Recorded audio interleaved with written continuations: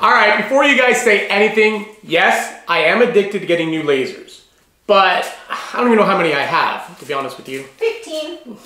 It's not a problem. It's a problem. I do it for you guys. You guys are always in my Facebook group asking about different lasers, so I like to get them, try them out, give them a test run, and report back to you. So it's for you. That's a lie.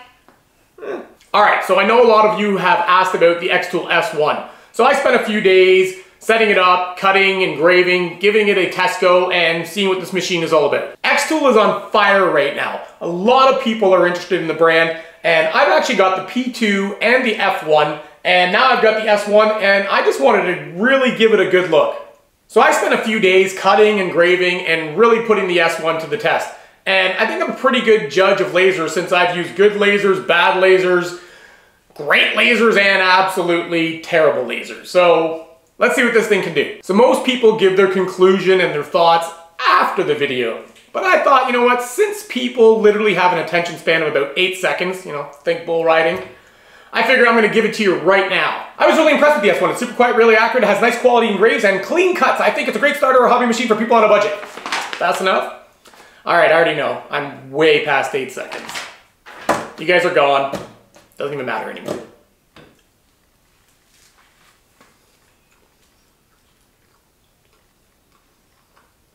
So for those of you who are still here, the S1 is a diode laser. Now diode lasers are generally less powerful than CO2 lasers, although xTool's 40 watt diode is actually pretty impressive. Diode lasers are also somewhat limited in the materials that you can cut or engrave, as opposed to a CO2 laser. For example, you can't cut or engrave clear acrylic. Well, technically, there are some hacks that I found online to allow people to do that, but I wasn't able to get it to work right off the hop. On a diode laser like the S1, you can still work with solid woods, plywood, MDF, felt, paper, ceramics, stone, plated metals. You can't do like brass and copper and gold and stuff like that, but there's still a host of other materials you can work with. So just do your research and make sure that whatever laser that you purchase can actually cut and engrave and work with the materials that you want to work with. So let's have a look at this machine. I opted for the white version of the S1, which is new by xTool, but you can still get the black version, which is also super slick.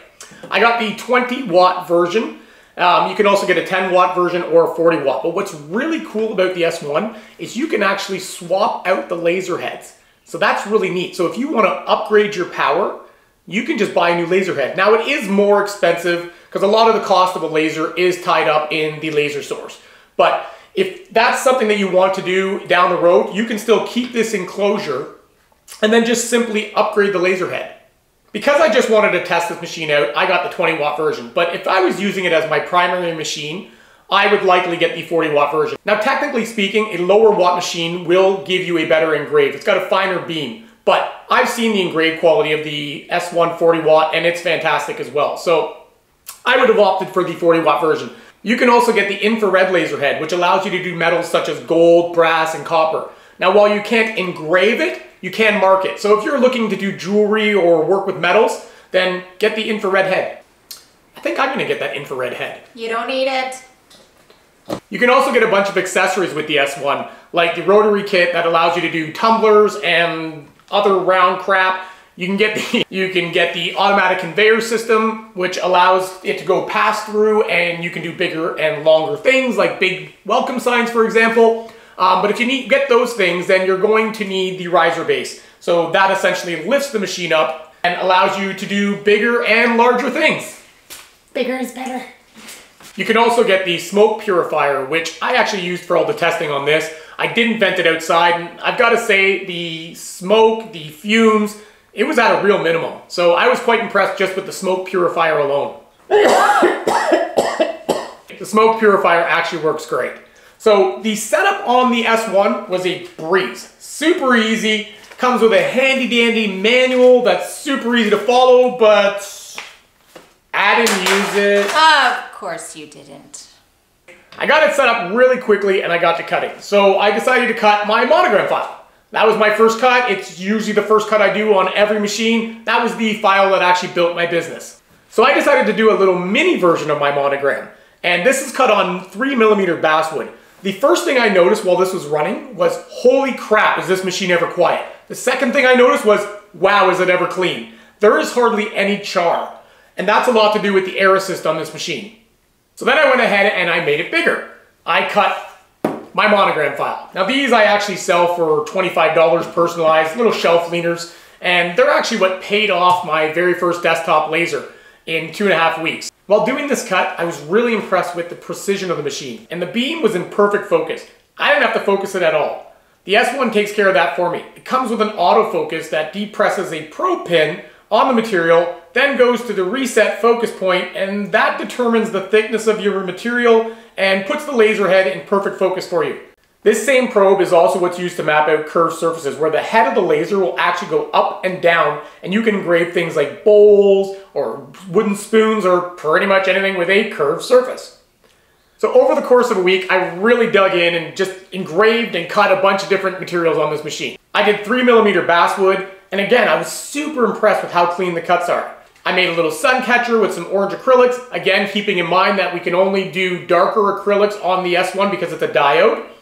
I engraved some slate coasters. I tried out marking stainless steel tags, and I was actually amazed at the precision detail.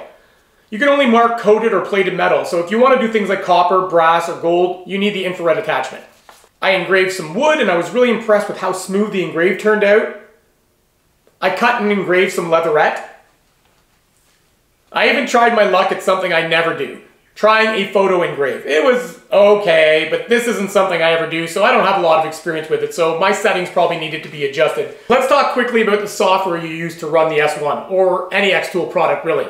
It's called XCS, xTool Creative Suite, and it's really easy to use. If you've never used a laser before, of course there's going to be a learning curve, but there's lots of videos and resources out there to help you. But overall, I find XCS extremely user-friendly. Now, I'm not going to get into all the features of XCS, but one of the things I really liked about playing around with the S1 was the marking function. I can manually move the head to where I want it, mark that point, then mark another point, and it'll create an area for me that I want to put my artwork into. It's really accurate.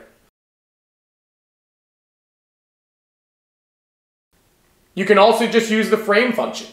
So you position your artwork on the board, hit framing, press the button, and the xTool head will show you the area on the material it's going to engrave or cut. So overall, I'm actually really impressed with this little desktop laser.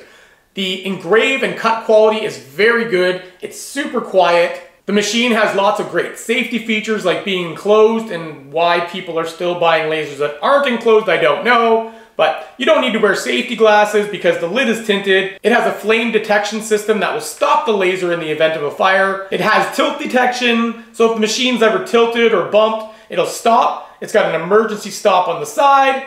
And I really like the air assist feature to help with nice clean cuts. I love how precise it is, and I was just really impressed with the level of detail I was able to get. The S1 is a great little starter machine that costs less than a CO2 laser. I'd probably miss the ability to work with clear and opaque acrylics, but other than that, I'm super impressed. Could you start a business with the S1? Sure. I started with a Glowforge Basic, and now I've got several commercial grade lasers, so absolutely you could start creating and selling products with the S1. The machine itself is actually really lightweight, and it's really easy to set up, so I'd almost call it portable. You could take it to craft fairs and events and help build your business that way. I also really like that you can upgrade the machine. As I said before, you can change out the laser head, so you can start with the 20 watt like I did, or even a 10 watt. You can upgrade to the 40 watt, you can get the IR head for doing metals, but you can also have the conveyor system. You can put the rotary attachment in there, you can get the riser base, so there's just a lot of different options that you can add to this machine. But if I was getting the S1 as a starter machine to start a business and sell products, I definitely would have started with the 40 watt version. You can do it with the 20 watt version, you can do it with any laser, but like I always say, buy the biggest and most powerful laser you have budget and space for. Why? Because you get laseritis. I think that's what it's called. That's what I call it anyways. It's like tattooitis. You always want more tattoos. You want bigger lasers, you want more power. That's been my case anyways, that's why I've got so many lasers. But it's not just about wanting bigger and better lasers. It's about productivity. It's about how fast you can cut things. The faster you can cut things or engrave things, the more money you make. It's all about profit.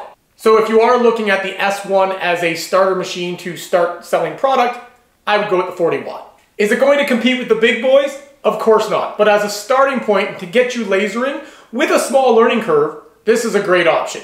So if you're in the market for a laser at this lower price point, you're not going to be disappointed with the S1. I've actually got quite a few S1 owners in my Facebook group and they absolutely love it. So that's it guys, short and sweet. If you're interested in any xTool product and want to support the content that I make, then click my xTool link in the description. Give me a like, comment, give me a subscribe. I'll see you on the next one.